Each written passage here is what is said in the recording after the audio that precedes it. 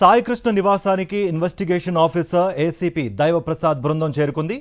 ACP Daivaprasad నేతృత్వంలో ఇద్దరు సీఐలు, ఇద్దరు ఎస్ఐల బృందం బాధితుడి తల్లి స్టేట్మెంట్ రికార్డ్ చేయనుంది. సాయికృష్ణ తల్లి విజయలక్ష్మి ఆసుపత్రికి వెళ్లడంతో నివాసం వద్దే వేచి చూస్తున్నారు వారు.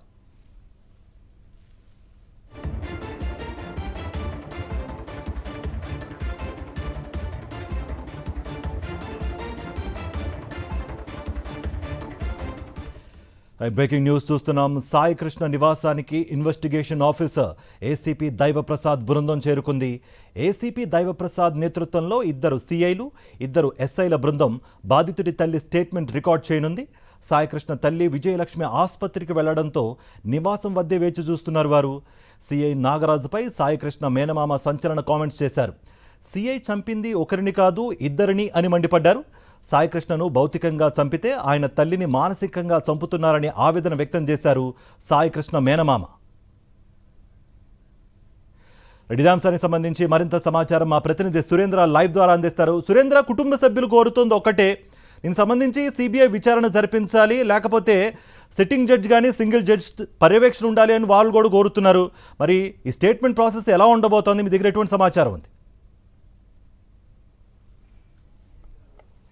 కార్తీక్, కొద్దిసేపటి క్రితమే ఏసీపీ దైవప్రసాద్ నేతృత్వంలోని బృందం సాయికృష్ణ ఇంటికి వచ్చింది. పూర్తిగా ఈ కేసుకు సంబంధించి పూర్వాపరాలన్నీ కూడా వాళ్ళ దగ్గర తీసుకుంటున్న పరిస్థితి కనిపిస్తుంది. స్టేట్మెంట్ కూడా రికార్డ్ చేసే అవకాశం అయితే కనిపిస్తుంది. అయితే వచ్చిన టైంలో ఏదైతే ఏసీపీ దైవప్రసాద్ బృందం వచ్చారో ఆ టైంలో సాయికృష్ణ తల్లికి లేరు, అనారోగ్యం కారణంగా ప్రస్తుతం హాస్పిటల్కి వెళ్ళిన నేపథ్యం కనిపిస్తుంది. ఈ వచ్చే వరకు కూడా మేము వెయిట్ చేస్తామంటూ కూడా ఇప్పటికీ అధికారులు చెప్పిన పరిస్థితి. అయితే సాయికృష్ణ మేనమామ ఎవరైతే ఉన్నారో నాగేశ్వరరావు, ఆయన దగ్గర నుంచి పూర్తి డీటెయిల్స్ అన్ని కూడా తీసుకుంటున్న పరిస్థితి కనిపిస్తుంది. గత కొంతకాలంగా కూడా అంటే నెల రోజుల క్రితం నుంచి కూడా సాయికృష్ణ మిస్సింగ్ అయ్యాడు. దీనికి సంబంధించి వాళ్ళు ఒకటే చెప్తున్నారు, పూర్తిగా కృష్ణలంక సీఏ నాగరాజు ఆయన తీసుకొచ్చాడు, తర్వాత చంపిన తర్వాత భౌతికంగా లేకుండా చేశాడు, కనీసం బూడిద కూడా లేకుండా చేశాడు. దీని మీద ఖచ్చితంగా సిబిఐ ఎంక్వైరీ చేయాలంటూ కుటుంబ సభ్యులు కూడా కోరుతున్న పరిస్థితి కనిపిస్తుంది. దీనికి సంబంధించి నిన్న రాత్రి సీఐ నాగరాజు మీద ఎఫ్ఐఆర్ కూడా నమోదైన పరిస్థితి. విచారణ అధికారిగా దిశ ఏసీపీగా ఉన్న దైవప్రసాద్ ని సిపి రాజశేఖర్ బాబు నియమించారు. ఈ నేపథ్యంలో టీం మొత్తం దైవప్రసాద్ సంబంధించిన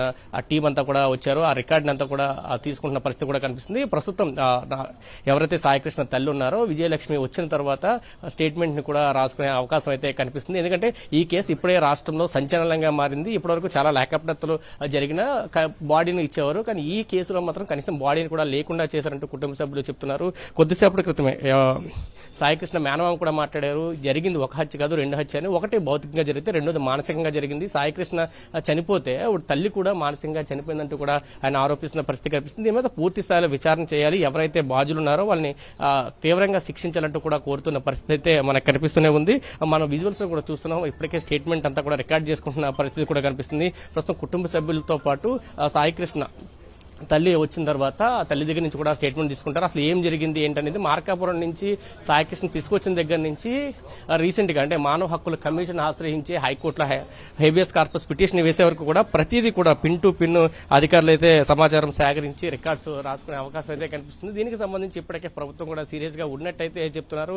సస్పెండ్ చేయాలంటే చంద్రబాబు చెప్పిన తర్వాత కూడా ఇప్పుడు ఆ ప్రస్తుతం ఎఫ్ఐఆర్ నమోదు చేశారు. ఈ రోజు నాగరాజు పోలీస్ స్టేషన్ లో లొంగిపోయే అవకాశం ఉందంటూ కూడా వార్తలు వినిపిస్తున్న నేపథ్యం కనిపిస్తుంది. అయితే దీనికి సంబంధించి అదే డిపార్ట్మెంట్ లో ఉన్న ఒక సిఐకి సంబంధించి డిపార్ట్మెంట్ నుంచి విచారణ చేస్తే పారదర్శకంగా విచారణ ఉండదు, ఖచ్చితంగా దీన్ని సిబిఐకి అప్పగించాలి లేదా స్వతంత్ర దర్యాప్తు సంస్థ విచారణ చేపించాలంటూ కూడా ఆ పెద్ద ఎత్తున డిమాండ్ వినిపిస్తుంది. అయితే ఈ విచారణకు సంబంధించి ఇంకా ఎన్ని లోతుకి వెళ్లే కొలది ఎన్ని అంశాలు బయటకు వస్తాయి. ఎందుకంటే సాయికృష్ణ కనిపించకపోయిన దగ్గర నుంచి కూడా రీసెంట్ గా 21వ తారీఖున క్రాంతి కుమార్ అనే ఒక వీడియో కూడా వచ్చింది. సిఐ వేధింపులు తాళలేక, కుట్టిన దెబ్బలు తాళలేక ఆత్మహత్య చేసుకుంటున్నారంటూ కూడా ఒక వీడియో రిలీజ్ చేసిన పరిస్థితి. దీని తర్వాత మొత్తం ఘటనంతా మారిపోతుంది. కృష్ణలంక పోలీస్ స్టేషన్ లో ఇవేనా ఇంకా ఎటువంటి కేసులు ఉన్నాయి, ఇంకా ఎంతమంది బలయ్యారనే కోణంలో కూడా విచారణ జరుగుతుంది. దీనికి సంబంధించి పూర్తిగా రాజకీయ పార్టీలు కానీ ప్రజా సంఘాలు కానీ చాలా సీరియస్ గా తీసుకున్నాయి. సాయికృష్ణ కుటుంబానికి అండగా ఉంటామంటూ కూడా చెప్పిన పరిస్థితి. పారదర్శకంగా దీని మీద విచారణ చేయాలంటూ కూడా కోరుతున్నారు. ప్రస్తుతం ఏసీపీ నేతృత్వంలోని బృందం అంతా కూడా కుటుంబ సభ్యుల నుంచి వివరాన్ని సేకరిస్తున్న పరిస్థితి ఆ సాయికృష్ణ ఇంటి దగ్గర కనిపిస్తుందని చెప్పాలి. కార్తిక్, రైట్ సురేంద్ర, అంటే కేసు విచారణ సంబంధించి నిష్పక్షపాతంగా పారదర్శకంగా జరిగే అవకాశం ఉందా అన్న క్వశ్చన్ రైజ్ అవుతున్న ఈ టైంలో ఇటు పోలీసుల నుంచి కానీ ప్రభుత్వం నుంచి కానీ స్పందన వచ్చే అవకాశం ఉందా, లేకపోతే ఆటోమేటిక్గా ప్రాసెస్ కొనసాగే అవకాశం ఉందా?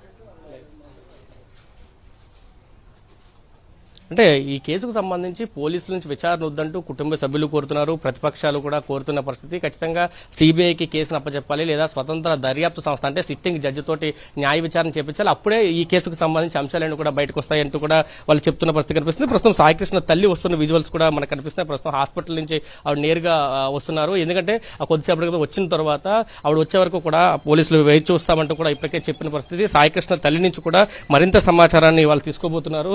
దీనికి సంబంధించి పూర్తి నివేదికను కూడా సిపి రాజశేఖర బాబుకు అందిస్తామంటూ కూడా పోలీసులు చెప్తున్నారు. ఇప్పటికే దీనికి సంబంధించి గతంలో దుర్గారావుని విచారణ అధికారి అనుకున్నారు, తర్వాత అది కొంత ప్రచారం కూడా జరిగింది. ఇప్పుడు దిశకు సంబంధించి ఎవరైతే ఏసీపీగా ఉన్నారో దైవప్రసాద్ నేతృత్వంలో బృందం అంతా కూడా ఇక్కడికి వచ్చింది. సిఐలు ఎస్ఐలు పూర్తిగా వచ్చిన పరిస్థితి, రిపోర్ట్ అంతా కూడా రాసుకున్న పరిస్థితి అయితే మనకు కనిపిస్తుంది. సాయికృష్ణ తల్లితో మాట్లాడిన తర్వాత పూర్తిగా స్టేటస్ తీసుకున్న తర్వాత మాత్రమే పూర్తి నివేదిక అందించే అవకాశం అయితే కనిపిస్తుంది. అయితే పోలీసులు మాత్రం విచారణ చేస్తే పారదర్శకంగా విచారణ జరగదు అంటూ కూడా ఆరోపణలు వినిపిస్తున్నాయి. సిబిఐకి కేసును అప్పచెప్పాలి, లేదా స్వతంత్ర దర్యాప్తు సంస్థ సిట్టింగ్ జడ్జితో పెట్టాలంటూ కూడా ఇటు వామపక్షాలు కానీ ప్రతిపక్షాలు కానీ డిమాండ్ చేస్తున్న పరిస్థితి కనిపిస్తుంది. ప్రజా సంఘాలు కూడా అదే అంశాన్ని వినిపిస్తున్న పరిస్థితి కూడా కనిపిస్తుంది. ఎందుకంటే నెల రోజుల నుంచి వాళ్ళు ఒంటరి పోరాటం చేస్తున్నారు, తమ బిడ్డ కనిపించట్లేదంటూ వేడుకుంటున్నారు.